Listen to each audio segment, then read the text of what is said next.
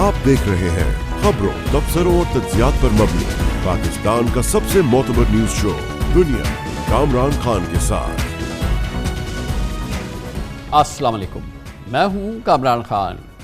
बरसों बाद पाकिस्तान की सियासत ने बहुत ही खुशगवार मंजर देखा है, जिससे पाकिस्तान में सियासी दर्जा हरारत में बहुत बड़ी कमी होती नज़र आई है। और ये हुआ ऐसे कि आज इंतखाबात से काबिल मुस्लिम लीग नून और PTI के दरमियान जो जारी तनाव था, उसमें कमी की बहुत बड़ी तस्वीर सामने नज़र आई। क्योंकि आज वज़ीर आला खैबर पख्तूनख्वा अली अमीन गंडापुर वज़ीर आज़म शहबाज शरीफ आमने सामने हुए और दोनों के दरमियान एक बहुत ही खुशगवार मुलाकात हुई है। ठंडे मिजाज सियासतदान शहबाज शरीफ ने शोला मिजाज वज़ीर आला खैबर पख्तूनख्वा अली अमीन का गर्म जोशी से आज वज़ीर आज़म हाउस में इस्तकबाल किया और उसके साथ उन्होंने अपनी गुफ्तगू से उन्हें तकरीबन राम भी कर लिया। आज मुलाकात के बाद वज़ीर आला KP ने गैर मुतवक्का तौर पर मुतदिल गुफ्तगू की और कहा कि मुल्की वफाद के लिए हम अपना मज़बत किरदार अदा करेंगे। अली अमीन गंडापुर का कहना था कि माशी हालात में हमें भी अंदाज़ा है कि माशी हालात देख कर ही वफाक से मुतालबात हम करेंगे, हम गैर मंतकी मुतालबात नहीं करेंगे। इस मौके पर वफाकी वज़ीर मनसूबबंदी एहसन इकबाल ने बताया कि वज़ीर आज़म ने सूबे के वाजिबात अदा करने की यकीन दहानी करवा दी है। IMF मुज़ाकरात के बाद वज़ारत ख़ज़ाना वाजपात का मसला भी हल करेगी। KP हुकूमत की जानिब से वज़ीर आला अमीन गंडापुर, वज़ीर आज़म हाउस की जानिब से वज़ीर आज़म शहबाज शरीफ की जानिब से दरपेश मसाइल, दोनों फ़रीक़ैन के दरपेश मसाइल हल के लिए मस्बत इक़दाम उठाने और मिलकर काम करने पर भी इत्तफ़ाक़ हुआ है। वज़ीर मनसूबबंदी एहसन इकबाल का ये कहना है कि सियासत अपनी अपनी लेकिन रियासत सबकी साझी है। अली अमीन गंडापुर का कहना था कि पाकिस्तान हमारा है, मुल्क की तरक्की के लिए KP के वसाइल इस्तेमाल करने पर हमें खुशी होगी। वज़ीर आला अली अमीन गंडापुर ने कहा कि उन्हें वज़ीर आज़म इमरान खान से मुलाकात से मुताल्लिक़ भी उन्होंने बात की है और उनका कहना था कि इमरान खान की सियासत में इंगेजमेंट से सियासी मसाइल हल होंगे। वज़ीर आज़म ने इस पर मस्बत जवाब दिया। इसमें कोई शक नहीं, जब इंगेजमेंट होगी, जब बातचीत होगी, जब बाहम मुज़ाकरात होंगे तो तमाम सियासी मसाइल हल होंगे। बहुत मौजू, बहुत मुतदिल और हर लिहाज से सही बात की वज़ीर आला अमीन गंडापुर ने। इससे कबल वज़ीर आला KP ने एक प्रेस कॉन्फ्रेंस में भी वफाक से सूबे के 1500 अरब रुपए वाजबात की अदायगी का मुतालबा किया था। दूसरी जानिब असासे छुपाने पर नाअहली के केस में गुज़िश्ता रोज़ अली अमीन गंडापुर को इलेक्शन कमीशन ने 26 मार्च को तलब कर लिया। अब इस मौजू पर बात करते हैं और इसके लिए हमने दावत दी है मुमताज़ सीनियर सहाफ़ी, खैबर पख्तूनख्वा अमूर की बहुत सहाफ़त का बड़ा तजुर्बा रखते हैं, न्यूज़ एनालिस्ट भी इफ्तिखार फिरदौस हमारे साथ मौजूद हैं। बहुत बहुत शुक्रिया इफ्तिखार फिरदौस साहब। ये बताइएगा कि ये बड़ी एक स्विफ्ट डेवलपमेंट हुई है, तकरीबन अनएक्सपेक्टेड। आज सुबह तक नहीं पता था कि अली अमीन गंडापुर इस्लामाबाद आ रहे हैं, प्राइम मिनिस्टर शहबाज शरीफ से उनकी मुलाकात होने जा रही है। इससे पहले उनका जो पोस्चर था, उनकी जो गुफ्तगू थी, उसमें कहीं इस बात की गुंजाइश नज़र नहीं आ रही थी कि वो अकोमोडेट करेंगे या वो अब किसी पॉजिटिव टोन की जानिब आगे बढ़ेंगे, प्राइम मिनिस्टर शहबाज शरीफ से मिलेंगे। ये सब कुछ अचानक हुआ है और फिर उसके बाद जो हमने खुशगवार गुफ्तगू देखी और उसके बाद जो गुफ्तगू मीडिया के ज़रिए हुई, वो सब बड़ी अनएक्सपेक्टेड और ज़ाहिर है पाकिस्तानियों के लिए बड़ी खुशगवार है। मगर इसके बैकग्राउंड क्या है, कैसे ये सब मुमकिन हुआ? ये अनप्रेसिडेंटेड है कामरान साहब। जब से अली अमीन गंडापुर ने हल्फ उठाया, तब से हम देख रहे हैं कि वफाक और सूबे के दरमियान में जो खबरें आ रही हैं और जो स्टेटमेंट्स आ रही थी, उसमें काफ़ी तनाव था। कल रात को जब ये पता लगा कि चीफ मिनिस्टर जो है वो DI खान जा रहे हैं, जब एक स्केजुअल विज़िट था प्राइम मिनिस्टर का, तो जो तहरीक इंसाफ के जो सुन्नी इत्तेहाद काउंसिल के ऑब्वियसली अब मेंबर्स हैं, उनसे जो बात हुई थी, उन्होंने कहा था कि इस बात की कोई गारंटी नहीं है कि ये मुलाकात होगी। फिर आज सुबह ऑलमोस्ट 8-9 बजे के दरमियान में ये तय पाया और वज़ीर आज़म के स्केजुअल में ये डाला गया कि अली अमीन गंडापुर उनसे मुलाकात करेंगे। और इस बात का भी जो है बहुत यानी वाज़े तौर पर जिक्र किया गया कि अली अमीन गंडापुर यानी KP गवर्नमेंट ने फरमाइश की थी कि ये मुलाकात हो। जब तहरीक इंसाफ के जो है वर्कर से और जो उनके करते धरते हैं उनसे जो है वो बात हुई, जो डिसीजन मेकिंग अथॉरिटीज़ हैं, उन्होंने कहा कि एक चांस मिस हुआ था जब अली अमीन साहब सूबे से बाहर थे और वज़ीर आज़म साहब यहाँ पर आए थे KP के अंदर, लेकिन ये क्लैरिटी मौजूद है कि वफाक के साथ मिल के बैठ कर जो है ये मसाइल हल होंगे। लेकिन कामरान साहब, जो अंदर की बात है वो ये है कि SIFC का जो इजलास कल तलब किया गया है, जिसमें चारों चीफ मिनिस्टर भी जो है वो मौजूद होंगे, उससे पहले कुछ ऐसी चीज़ें थी जिनको सेटल करना ज़रूरी था, जिसमें ऑब्वियसली एक माशी इस्तेहकाम सूबे का और दूसरा जो उसी से जुड़ा हुआ एक عنصر ہے جو حالیہ دنوں میں اس کی جو ہے وہ کافی ڈیٹیریشن ہوئی ہے، وہ سیکیورٹی کے حوالے سے ہے۔ تو وفاق کی جانب سے جو خیبر پختونخوا کے پیسے پینڈنگ ہیں وہ سیکیورٹی کے مد میں بھی چاہیے، اور وہ جو ایریئرز بچے ہیں جس کا آپ نے ذکر کیا پن بجلی کے منافع کا، اور صوبے کے اندر جو قرضہ جو ہے وہ بڑھ کر جو پروجیکٹس کیے گئے کیونکہ پہلے بھی وفاق سے اس قسم کے پیسے نہیں ملے۔ تیسرا جو سب سے امپورٹنٹ پوائنٹ ہے وہ جو نیولی مرج ڈسٹرکٹس ہیں کے پی کے ساتھ جن کا جو ہے وہ ملاپ ہوا ہے، اس میں NFC ایوارڈ جو ہے وہ پورا نہیں ہوا، اور اس میں جو 120 ارب روپے جو واجب الادا ہیں سینٹر کی طرف فاٹا کے ایکس فاٹا کے ڈیولپمنٹ کے لیے، جہاں پر صورتحال دن بدن جو ہے وہ خراب ہوتی جا رہی ہے، وہ بھی زیر بحث آئے۔ تو میرے خیال میں اگر 19 تاریخ کی ڈیڈ لائن دی ہے، یہ پہلی حکومت ہوگی 2008 کے بعد جب PPP نے جو ہے وہ صوبے کے ایریئرز ادا کیے تھے۔ اگر یہ ہو جاتا ہے تو یہ ایک انپریسیڈنٹڈ موو ہوگا، اور میرے خیال میں جو انالیسس تھی کہ وفاق اور صوبے کے درمیان میں جو ایک ہچکچاہٹ رہے گی، اور ممکن نہیں ہے کہ آج جو بھی رد عمل رہا علی امین گنڈاپور کا ملاقات کے بعد، جس ماحول میں ملاقات ہوئی، جس اچانک طریقے سے ملاقات ہوئی، اس میں پھر وہ تمام لب و لہجہ نہیں تھا علی امین گنڈاپور کا جو اب تک رہا ہے۔ پھر حکومت کی جانب سے بڑی وارمتھ ہم نے دیکھی، پرائم منسٹر کی جانب سے، ان کی کیبنٹ کی لوگ اس ملاقات پہ موجود تھے۔ گویا کہ اس کے پس منظر میں کچھ ہو رہا ہے، اور جس میں عمران خان شامل ہیں، کیونکہ یہ تو ہو نہیں سکتا کہ یہ سب کچھ ہو عمران خان کی منشا اس میں شامل نہ ہو۔ بالکل کامران صاحب، اور بڑی خبر میرے خیال میں اس میں یہی ہے کہ obviously Imran Khan in the loop تھے اس ساری ڈسکشن کی، اور اسے پہلے بھی وہ بات جو ہے وہ ملاقات کرنے چاہتے تھے علی امین گنڈاپور عمران خان سے، لیکن میرے خیال میں وہ ٹون سیٹ کرنے کے لیے یہ ملاقات پہلے ضروری تھی، اور اب یہ میسج جائے گا عمران خان کے پاس۔ میرے خیال میں ایک پولیٹیکل مفاہمت کی طرف جو ہے وہ جا رہے ہیں، جس میں ایک سیاسی قائدین اور سیاسی پارٹیوں کا ایک ملاپ بھی جو ہے وہ شامل ہے، لیکن اس کو صرف آپ PTI کے تناظر میں نہ دیکھیں، اس کو آپ JUIF اور ANP جیسی جماعتیں اور ایون جماعت اسلامی کو بھی ان لوپ رکھا گیا ہے ایک لارجر پولیٹیکل کنسنسس ڈیولپ کرنے کے لیے، صرف اور صرف ایک پہلو پر کہ اکنامک صورتحال اس ملک کی بہتر ہو۔ اس حوالے سے اوور آل جو ہم نے دیکھا ہے KP کی جو دوسری لیڈرشپ ہے، جس میں اسد قیصر وغیرہ شامل ہے جو عمران خان سے بھی ملے، پھر گوہر خان بھی، اور یہ تمام لوگ جو ہیں بظاہر یہ لگتا ہے کہ گنجائش ہے ریکنسلیشن کی، اور ظاہر ہے کہ کبھی بھی عمران خان اور ان کی سیاست میں گنجائش نہیں تھی اس طرح کے پولیٹیکل اوپوننٹس کے ساتھ بات چیت کرنا، اور پھر وہ یہ کہ ان کا چیف منسٹر ہنستے مسکراتے شہباز شریف کے ساتھ بیٹھے، اور پھر دوسری کیبنٹ کے منسٹرز کے ساتھ بغل گیر ہو، یہ اٹ سیلف یہ جو آپٹکس ہے یہ کافی بڑا بریک تھرو ہے۔ ایبسولوٹلی جی، اور میرے خیال میں یہ بریک تھرو جو ہے ایک طرف اشارہ جو ہے وہ کرتا ہے ایک نیشنل کنسنسس کی طرف، لیکن میرے خیال میں اس سے پہلے جو اس کے بیک گراؤنڈ کا جو ایک کام ہے، جس میں آبویسلی نیشنل جو سٹیکس ہیں ان کے سینٹیمنٹس 9 مئی کی طرف سے جو ہے وہ ہرٹ ہوئے ہیں، اس کی گارنٹیز بھی ضروری ہیں۔ میرے ذرائع یہ کہتے ہیں کہ یہ گارنٹیز دینے کے لیے عمران خان صاحب جو ہے وہ تیار ہیں، اور ایک پولیٹیکل جو مین سٹریم پولیٹیکل پارٹی کی طرح وہ نکل کے آئیں گے، لیکن اس میں یہ بھی ضروری ہے کہ علی امین گنڈاپور صاحب سے جو 2 ہفتے پہلے کچھ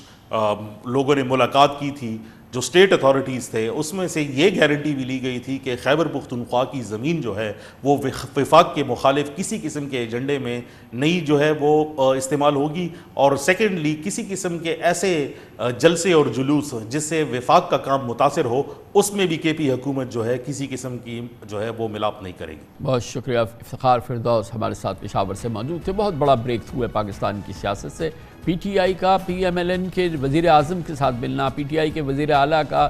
نون لیگ کے وزیر اعظم سے ملنا، یہ ایک بہت بڑی ڈیولپمنٹ ہے۔ ہم جانتے ہیں کہ عمران خان نے اس سے پہلے اس قسم کی کسی قسم کی ملاقات اور رابطوں کی اجازت کبھی نہیں دی تھی، اور یہ ایک گفتگو کا آغاز ایک بہت اچھی بات ہے، اور جس انداز میں گفتگو ہوئی ہے، جس ماحول میں گفتگو ہوئی ہے، جس مسکراہٹ کے ساتھ گفتگو ہوئی ہے، بعد میں بغل گیر بھی ہوا گیا ہے، یہ ایک بڑا بریک تھرو ہے، ہر صورت میں بڑا بریک تھرو ہے۔ نئی حکومت کے ساتھ خارجہ محاذ پہ بہت بڑے چیلنجز ہیں،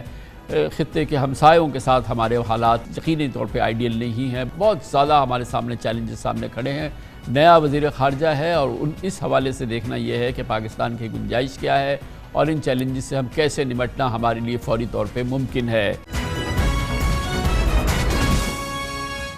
نون لیگ کے سینئر رہنما اور ماضی میں 4 مرتبہ وزیر خزانہ رہنے والے اسحاق ڈار کو شہباز شریف کی حکومت میں وزیر خارجہ کا عہدہ دیا گیا ہے۔ اس فیصلے کی وجہ میرٹ ہے، مجبوری یا سیاست، لیکن یہ تو وقت ہی بتائے گا۔ لیکن فی الحال یہ ہمیں معلوم ہے کہ وزارت خارجہ کا جناب اسحاق ڈار کے پاس کوئی تجربہ نہیں ہے اور ان کی تعیناتی کو حاضر اور جو ریٹائرڈ سفارتکار ہیں وہ اس کو بہت ہی انٹرسٹنگ قرار دے رہے ہیں۔ خارجہ محاذ پر چیلنجز سے نمٹنے کے لیے اسحاق ڈار کو طارق فاطمی کی معاونت بھی حاصل ہوگی، جنہیں شہباز شریف نے بطور معاون خصوصی اپنی ٹیم میں شامل کیا ہے۔ اس کے علاوہ اطلاعات ہے کہ سابق وزیر خارجہ جلیل عباس جیلانی بھی جلد مشیر خارجہ کے طور پہ ذمہ داریاں سنبھالیں گے۔ ماہرین کے مطابق ان تجربہ کار اور منجے ہوئے خارجہ امور کے ماہرین کی موجودگی میں اسحاق ڈار کی سفارتی خامیوں پر پردہ پڑ سکتا ہے۔ اسحاق ڈار کی تعیناتی ایسے وقت میں کی گئی ہے جب پاکستان کو خارجہ محاذ پر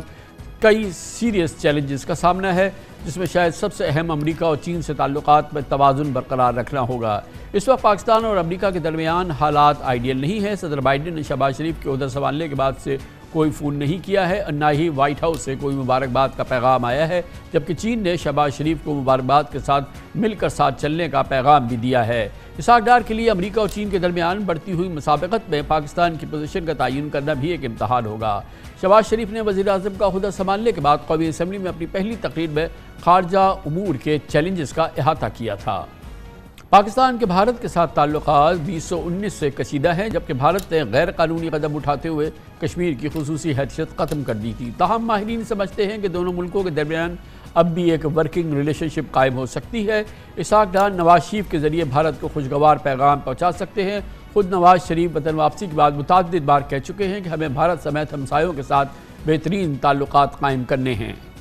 اگر دیکھا جائے تو چین اور بھارت کے مابین بھی تعلقات مثالی نہیں، تاہم پچھلے سال دونوں ملکوں کے درمیان دو طرفہ تجارت کا حجم ریکارڈ تقریباً 136 ارب ڈالر سے بڑھ گیا ہے۔ ماہرین سمجھتے ہیں کہ پاکستان بھی بھارت کے ساتھ تجارت سے مستفیض ہو سکتا ہے۔ دونوں ممالک کے درمیان معاشی رابطوں میں اضافے سے ٹینشن میں کمی آ سکتی ہے۔ اسحاق ڈار کا ایک اور امتحان افغانستان اور ایران کے ساتھ تعلقات کو بہتر بنانا بھی ہوگا۔ افغان حکومت کی جانب سے کل عدم تحریک طالبان کے خلاف کارروائیاں نہ کیے جانے پر پاکستان کو شدید تحفظات ہیں، جبکہ پاکستان سے غیر قانونی افغان مہاجرین کی بے دخلی پر افغان طالبان پاکستان سے خوش رہی۔ 3 ہفتے قبل نگراں وفاقی کابینہ نے پاک ایران گیس پائپ لائن بچھانے کی منظوری دی۔ اطلاعات ہے کہ منصوبے پر امریکی پابندیوں سے استثناء کا انتظام کرا جا رہا ہے، تاہم اسحاق ڈار کو یقینی بنانا ہوگا کہ یہ منصوبہ ایک مرتبہ پھر جیو پالیٹکس کا نشانہ نہ بنے۔ اس کے علاوہ SIFC کی چھتری تلے ملک میں سرمایہ کاری کے فروغ سے متعلق منصوبوں کی تکمیل عرب ممالک کو پاکستان میں سرمایہ کاری کرنے کی طرف راغب کر رہی ہے۔ اس میں اسحاق ڈار کی سفارتکاری کا بھی بہت اہم کردار ہوگا۔ پاکستان کو درپیش سفارتی چیلنج، اس نئی حکومت کے سامنے ان سفارتی چیلنج نبردآزمہ ہونے کا کیا راستہ ہے، ان تماموں پر بات کرنے کے لیے ہم نے دعوت دی ہے پاکستان کے نامور سابق سفارتکار، امریکہ، برطانیہ اور اقوام متحدہ میں پاکستان کے سابق مستقل مندوب محترمہ ڈاکٹر ملیحہ لودھی ہمارے ساتھ موجود ہیں۔ بہت بہت شکریہ ڈاکٹر صاحب، آپ نے ہمیں جوائن کیا ہے۔ یہ فرمائیے گا کہ آپ کے نزدیک جو ہماری نئی حکومت آئی ہے، یہ ایک الیکشنز کے بعد آئی ہے، چاہے وہ اس کو ہم کنٹروورشل کہیں یا نہ کہیں، لیکن دنیا ان کے ساتھ رابطہ کر رہی ہے، آگے بڑھنے کی بات کر رہی ہے۔ اس حکومت کے خارجہ محاذ پر سب سے سیریس چیلنجز کیا ہیں؟ پہلے تو کامران میں یہ کہوں گی، جو کہ میں ہمیشہ کہتی ہوں انگریزی میں، all foreign policy begins at home, یعنی کہ خارجہ پالیسی گھر سے شروع ہوتی ہے۔ تو اس وقت جو سب سے اہم چیلنج ہے پاکستان کے لیے وہ معاشی چیلنج ہے، اور جب تک ہم اس کو ٹھیک طرح سے ایڈریس نہیں کریں گے، آپ یہ نہیں کہہ سکتے کہ ہماری خارجہ پالیسی بہت افیکٹو ہو سکتی ہے۔ اس لیے کہ ایک آپ کے گھر پہ جو آپ کی اسٹرینتھ ہوتی ہے، اسی کی پھر عکاسی ہوتی ہے، ریفلیکشن ہوتی ہے آپ کی خارجہ پالیسی میں۔ مگر جس طرح سے آپ نے شروع میں کہا کہ جو ایجنڈا ہے فارن پالیسی ایجنڈا چیلنجز کا، وہ یہی ہے کہ بھارت کے ساتھ تعلقات، افغانستان کے ساتھ، اور پھر ظاہر ہے امریکہ اور چین کے ساتھ۔ تو جب آپ کہتے ہیں کہ سب سے اہم چیلنج کیا ہے، میرے لیے تو جو پاکستان کی جو اسٹریٹجک پرائیورٹی ہے وہ چین ہے، اور چین کے ساتھ ہم second phase of CPEC میں داخل ہو گئے ہیں، اور ضرورت اس بات کی ہوگی کہ اس کو ایک پازیٹیو ٹریجیکٹری پہ رکھا جائے، اور کوئی ایسی چیز نہ ہو جس سے کہ کوئی منفی اثر پڑے ہمارے تعلقات چین کے ساتھ۔ پھر یہ کہنا کہ جی ہمیں بیلنس کرنا ہے امریکہ اور چائنا کے درمیان، میں سمجھتی ہوں یہ پاسچر کے لحاظ سے تو ٹھیک ہے کہنا، ڈکلیریٹری پالیسی تو ہو سکتی ہے، لیکن حقیقت یہ ہے کہ ہماری ترجیح چین ہے، امریکہ نہیں ہے اس وقت. لیکن یہ ضرور ہے کہ امریکہ کے ساتھ تعلقات کو ہمیں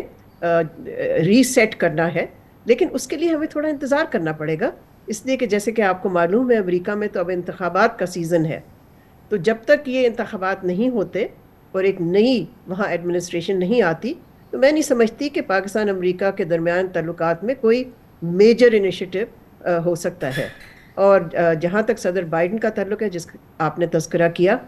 صدر بائیڈن کا تو لگتا ہے کہ کوئی بلائنڈ اسپاٹ ہے پاکستان کے بارے میں، اس لیے کہ انہوں نے کوئی دلچسپی نہیں لی پچھلے اپنے پورے ٹینیور میں، میں کہوں گی کوئی دلچسپی نہیں لی انہوں نے پاکستان میں. ان کے جو ہیں اوفیشلز، ہاں ان کے وزٹس ہوتے رہے ہیں، لیکن وائٹ ہاؤس انگیج نہیں رہا پاکستان کے ساتھ. تو میں سمجھتی ہوں یہ بھی چیلنج ہوگا امریکہ کے بعد کہ پاکستان کس طرح سے وائٹ ہاؤس کو انگیج کرتی ہے. اور میں یہ بھی سمجھتی ہوں کہ پاکستان کو تیاری کرنی چاہیے، اس لیے کہ لگتا یہ ہے کہ صدر ٹرمپ جو ہے، سابق صدر ٹرمپ، وہ اس کی واپسی ہو سکتی ہے. ہی could be the president again. So we should be prepared for that. یہ فرمائیے گا کہ ٹریڈیشنلی ہم نے دیکھا ہے کہ جب مسلم لیگ نون کی حکومت ہوتی ہے تو انیشیٹو ہوتے ہیں، کچھ پیش قدمی ہوتی ہے بھارت کے حوالے سے. اب چاہے اس کے جو بھی انجام نکلے، لیکن تمام جو کی ڈیولپمنٹس ہوئی ہیں جنرل مشرف کے دور میں بھی ہوئی تھی اور نون لیگ کے دور میں ضرور ہوتی ہے. اور اپنی واپسی کے بعد سے ایک بار پھر نواز شریف صاحب بہت پرزور طریقے سے کہتے رہے کہ پاکستان اور بھارت کے درمیان مذاکرات کے عمل کو آگے بڑھنا چاہیے. اس کے پراسپیکٹس کتنے ہیں اس نئی ایڈمنسٹریشن میں، اس نئی حکومت کے آنے کے بعد؟ دیکھیں، اس پہ بھی میں یہ کہوں گی کہ بھارت کے جنرل الیکشنز ہیں ڈیو اپریل مئی میں. تو پہلے تو یہ کہ ہمیں دیکھنا ہوگا کہ وہ انتخابات کون جیتتا ہے، کون سی حکومت آتی ہے. اس کے بعد ہی کوئی سفارتی موو ہو سکتی ہے. اور اس پہ میں یہ کہوں گی کہ یہ یک طرفہ تو نہیں ہو سکتی. اگر پاکستان چاہتا ہے ایک ورکنگ ریلیشن شپ انڈیا کے ساتھ، جو میں سمجھتی ہوں کہ ضروری ہے، تو اس کی ریسپراسٹی ہونی چاہیے بھارت کی طرف سے بھی. بھارت کو بھی پھر دیکھنا چاہیے کہ ان کو کی بھی ضرورت ہونی چاہیے کہ ایک ورکنگ ریلیشن شپ ہو پاکستان کے ساتھ. اس لیے کہ یک طرفہ تو دیکھیں، ڈپلومسی میں یک طرفہ کچھ نہیں چلتا ہے، لیکن آبسٹیکل ضرور ہیں ایک ورکنگ ریلیشن شپ کو بھی اسٹیبلش کرنے کے لیے. اور وہ آبسٹیکل آپ کو معلوم ہے، آبسٹیکل یہ ہے کہ ہندوستان نے کلیئرلی کہہ دیا ہے کہ اب بائیلیٹرل ڈائیلاگ میں کشمیر کبھی بھی ایجنڈا پہ نہیں ہوگا. وہ کشمیر پہ پاکستان کے ساتھ بات کرنے کو بالکل تیار نہیں ہے، اور وہ نیگوشیٹنگ ٹیبل سے انہوں نے ہٹا دیا ہے کشمیر کو ان کی طرف سے. سو پاکستان کے لیے تو پھر یہ چیلنج یہی ہوگا کہ کس طرح سے پاکستان اپنا جو اصولی موقف ہے، اور ایک لیگل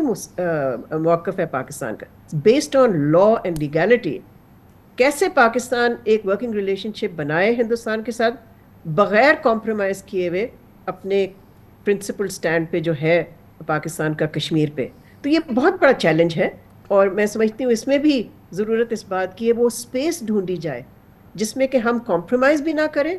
اور کوئی فارورڈ موومنٹ بھی کریں، اس لیے کہ اس کی بھی ضرورت تو ہے. آخر دونوں نیوکلیئر نیبرز ہیں، اور ایک ہمیشہ جو بہت بڑا چیلنج ہے وہ ہے افغانستان. کیا ڈپلومسی سے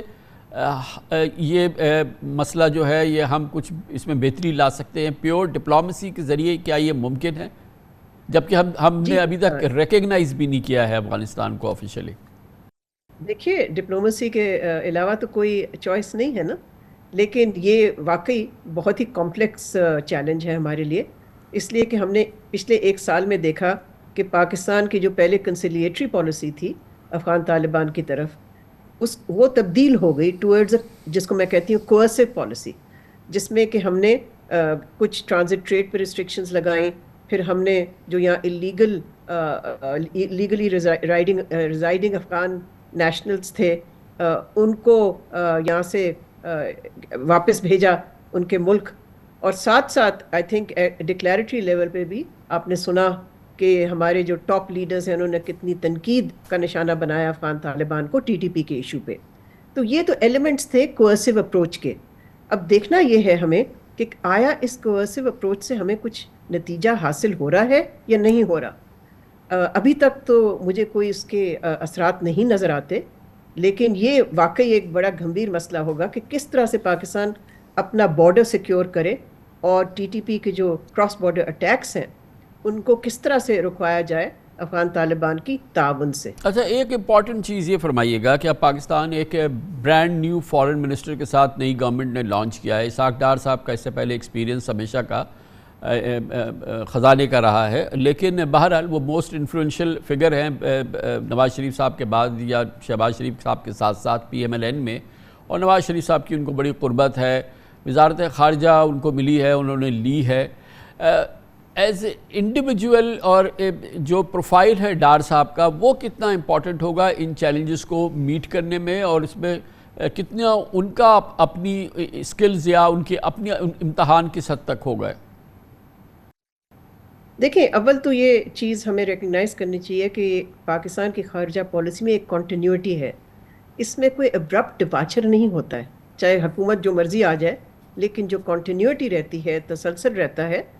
وہ بڑا obvious ہے، بیکاز ہمارے جو پوزیشنز ہیں مختلف ایشوز پہ وہ تبدیل نہیں ہوتے۔ جہاں تک اسحاق ڈار صاحب کا تعلق ہے، میں سمجھتی ہوں he brings a lot of experience. ہاں، ان کا ایکسپیرینس فائنانس میں ہے، لیکن فائنانس میں بھی ان کو انٹرنیشنل ایکسپوجر کافی ملا، بہت ملا بلکہ میں کہتی ہوں۔ اور اس بات سے بھی ہمیں یعنی کہ اس کو بھی تسلیم کرنا چاہیے کہ فارن منسٹری ایک very good strong professional institution ہے، وہاں سے ان کو سپورٹ ملے گی، وہاں سے ان کو ایڈوائس ملے گی، اور ساتھ ساتھ جیسے آپ نے بھی پہلے ذکر کیا، طارق فاطمی صاحب بھی موجود ہوں گے مدد کرنے کے لیے۔ تو میں سمجھتی ہوں کہ ڈار صاحب کے لیے اتنا مشکل کام نہیں ہوگا، because he brings experience, and also میں سمجھتی ہوں کہ ان کے پاس جو ان کی اہمیت ہے ان کی پارٹی میں، he has the confidence of the top leadership, اس سے تو بہت فرق پڑتا ہے۔ Then people take the foreign minister much more seriously. بے شک، بہت بہت شکریہ۔ ڈاکٹر ملیحہ لودھی ہمارے ساتھ موجود تھی۔ کمرشل بریک، اس کے بعد ذکر کریں گے خارجہ محاذ پر یہ چیلنج ہے، پاکستان کی معیشت کے حوالے سے آئی ایم ایف کے ساتھ بہترین تعلقات درکار ہیں، اور اس کے لیے نیا پروگرام چاہیے، اور جاری پروگرام کی آخری قسط چاہیے۔ وزیر خزانہ اورنگزیب کا یہ سب سے بڑا چیلنج ہے۔ آئی ایم ایف اس حوالے سے پاکستان کو کیسے دیکھ رہا ہے، اور پاکستان کی یہ خواہش کہ اس کو ایک طویل پروگرام مل جائے، ایک وسیع پروگرام مل جائے، اس سب کے امکانات، ان سب کا جائزہ لیں گے چھوٹے سے وقفے کے بعد۔ Welcome back. پاکستان طویل عرصے سے شدید معاشی مسائل کی جکڑ میں ہے، اور معیشت کو درپیش چیلنجز سے نمٹنے کے لیے نئے وزیر خزانہ محمد اورنگزیب کا امتحان شروع ہو گیا ہے۔ معاشی مشکلات سے نکلنے کے لیے شہباز حکومت آئی ایم ایف سے ملکی تاریخ کے طویل مدتی اور کم از کم $7 ارب کا بیل آؤٹ پیکج منظور کرنا چاہتی ہے۔ گویا وزیر خزانہ اورنگزیب مشکل سفر کا آغاز آئی ایم ایف سے کریں گے۔ آج آئی ایم ایف کا جائزہ مشن 5 روزہ دورے پر اسلام آباد بھی پہنچ گیا ہے، جہاں موجودہ پروگرام کی $1 ارب 10 کروڑ کی آخری قسط کے لیے کل سے پیر تک مذاکرات ہوں گے۔ خوش آئند بات یہ ہے کہ نگراں دور حکومت میں پاکستان نے آئی ایم ایف کے جائزے کی کامیابی سے تکمیل کے لیے تمام اسٹرکچرل بینچ مارکس اور 25 سے 24 اہداف بھی مکمل کیے ہیں۔ اس لیے خیال کیا جا رہا ہے کہ آئی ایم ایف کے جائزہ مشن سے زیادہ تر بات چیت نئے طویل مدتی اور بڑے بیل آؤٹ پیکج پر ہوگی، اور تفصیلی مذاکرات وزیر خزانہ اورنگزیب کے اگلے مہینے دورہ واشنگٹن میں ہونے کی توقع ہے۔ کل وزارت خزانہ کے کیو بلاک میں میڈیا سے غیر رسمی گفتگو میں وزیر خزانہ محمد اورنگزیب نے کہا کہ اب بیرونی ادائیگیاں اور زر مبادلہ ذخائر میں استحکام کے لیے دوست ممالک سے ڈپازٹ جمع کروانے اور رول اوور کرانے کا دور ختم ہو جانا چاہیے۔ ان کا کہنا تھا کہ اب پاکستان کو ایس آئی ایف سی کے تحت بیرونی سرمایہ کاری لانی ہے اور اپنے بانڈز لانچ کر کے کمرشل فائنینسنگ حاصل کرنی ہے۔ ایف بی آر کی خبر گیری کرتے ہوئے انہوں نے نئے ٹیکس نیٹ بڑھانے اور tax to G D P فوری طور پر ڈبل ڈیجٹ میں لانے پر زور دیا ہے۔ وزیر خزانہ محمد اورنگزیب کا کہنا ہے کہ پبلک سیکٹر ڈیولپمنٹ پروگرام کے لیے پبلک پرائیویٹ پارٹنرشپ پر عمل درآمد ضروری ہوگا۔ کل محمد اورنگزیب نے میڈیا سے گفتگو میں مزید کیا کہا اور اپنے پروگرام کا کیا خاکہ پیش کیا، وہ ہم آپ کو دکھاتے ہیں۔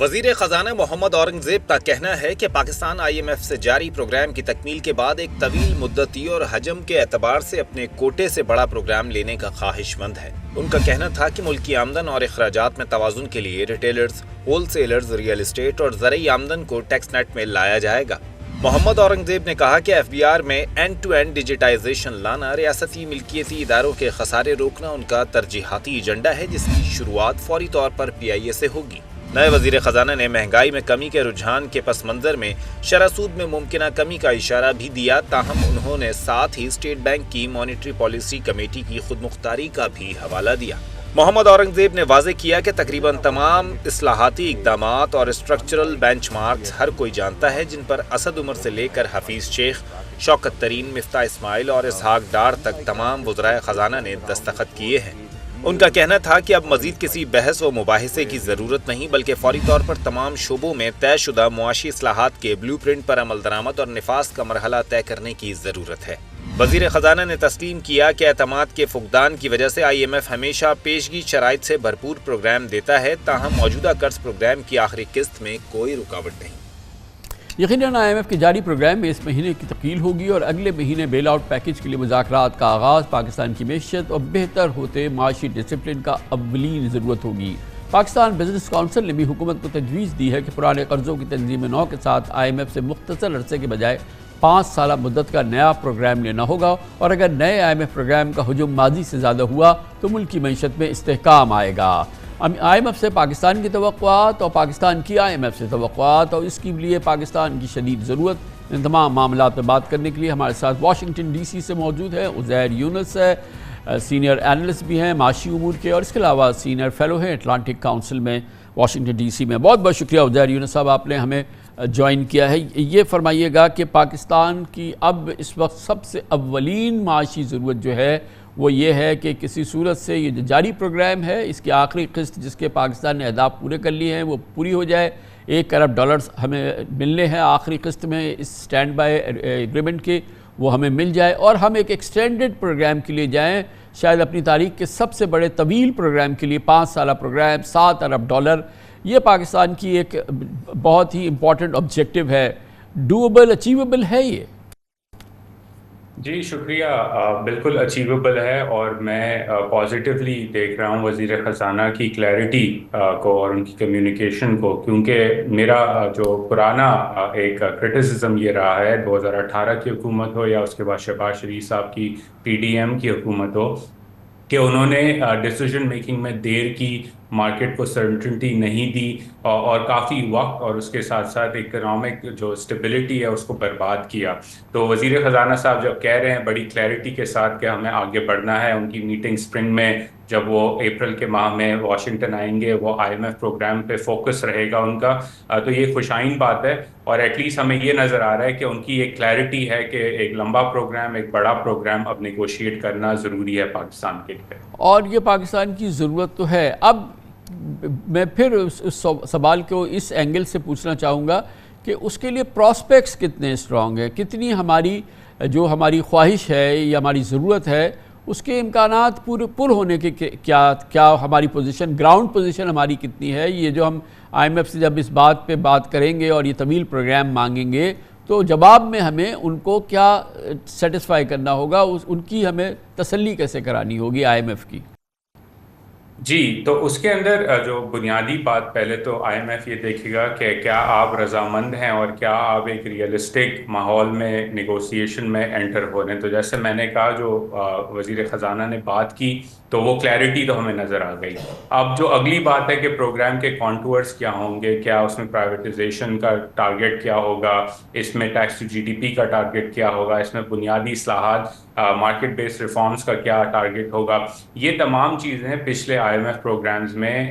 بار بار لکھی جا چکی ہیں، اس پہ اگریمنٹ ہو چکا ہے۔ تو میں نہیں سمجھتا کہ اس میں کوئی اتنا مشکل پروسیس ہوگا، اسپیشلی اگر وزیر خزانہ اور وزارت خزانہ اور حکومت پاکستان اس بات کو ایکسیپٹ کرے کہ ہمیں اب امپلیمنٹیشن کرنی ہے۔ تو جب آپ امپلیمنٹیشن کی بات کریں گے نیگوشیشن ٹیبل پہ تو یہ بات کرنا کہ ہمیں کیا کرنا ہے وہ تو ختم ہی ہو جائے گی، کیونکہ بلو پرنٹ موجود ہے۔ اب امپلیمنٹیشن کے لیے حکومت پاکستان کو کنونس کرنا ہوگا کہ PIA کی پرائیویٹائزیشن کس طرح آگے جائے گی، ڈسٹریبیوشن کمپنیز کی پرائیویٹائزیشن کس طرح آگے جائے گی، اور ٹیکس کا ہمارا پلان کیا ہے۔ تو جہاں تک میں دیکھ رہا ہوں اپریل کے اندر نیگوسیشن یہ ہونی چاہیے کہ بجٹ آئے گا سمر کے اندر پاکستان میں، ہم بجٹ اس طرح پریپیئر کریں گے، بجٹ کے یہ اسپیسیفک ٹیکس کے ٹارگٹس ہوں گے، یہ اسپیسیفک ریفارمز وزیر اعظم صاحب اور وزیر خزانہ صاحب پارلیمان میں اناؤنس کریں گے، اور اگر یہ پلان لے کے وزیر خزانہ جاتے ہیں واشنگٹن یا آتے ہیں واشنگٹن، کیونکہ میں واشنگٹن میں موجود ہوں، تو میرے نزدیک اتنا مشکل نہیں ہوگا ایک لمبا پروگرام نیگوشیٹ کرنا IMF کے ساتھ۔ اب سے لے کے اپریل میں جب یہ کہ ہم کنکلوڈ کریں گے IMF کے ساتھ مذاکرات، ہماری بیلنس آف پیمنٹ وغیرہ کی کیا سچویشن ہے، ہماری اوور آل اکنامک ہیلتھ کیسی ہے، جو اگلے 3 مہینے ہم گزارا کر لیں گے آسانی سے؟ جی بالکل، اس وقت تو جو نمبرز ہیں اور جو IMF کا لاسٹ ریویو ہے اس کی بھی پازیٹیو سینٹیمنٹ ہے، تو وہ جب پیسے آئیں گے اور باقی رول اوورز ہو جائیں گے، یہ ساری چیزیں لنکڈ ہیں کہ کتنا کانفیڈنٹ ہے IMF اور کتنا کانفیڈنٹ ہے حکومت پاکستان بات چیت کرنے پر IMF کے ساتھ۔ تو جب یہ سگنل جو اورنگزیب صاحب نے آلریڈی دیا ہے، اس کی وجہ سے مجھے لگتا ہے کہ استحکام رہے گا معیشت کے اندر بجٹ کے پروسیس کے تھرو، اور اگر یہ ریویو اچھی طرح کمپلیٹ ہو جاتا ہے اور پھر ان کی میٹنگز واشنگٹن میں اچھی طرح کمپلیٹ ہو جاتی ہیں تو استحکام بڑھے گا معیشت کے اندر، کم نہیں ہوگا۔ اور یہ میں خوشائن بات، مجھے ان کی باتیں سن کے یہ محسوس ہوا کہ وہ جو کمیونیکیشن کی انسرٹنٹی ہمیں نظر آتی تھی پریویس دور کے اندر، وہ اب نظر نہیں آ رہی، تو یہ ایک پازیٹیو موو ہے by the finance minister. Great, thank you so much. Uzair Younus sahab ہمارے ساتھ تھے، senior fellow Atlantic Council Washington DC، economic affairs کے بہت ہی ریناؤنڈ اینالسٹ ہیں۔ اس کے ساتھ ہی ہمارے آج کے پروگرام کا اختتام ہوتا ہے۔ کل آپ سے پھر ملاقات ہوگی انشاءاللہ۔ کل تک کے لیے کامران خان کو اجازت، اللہ حافظ و ناصر۔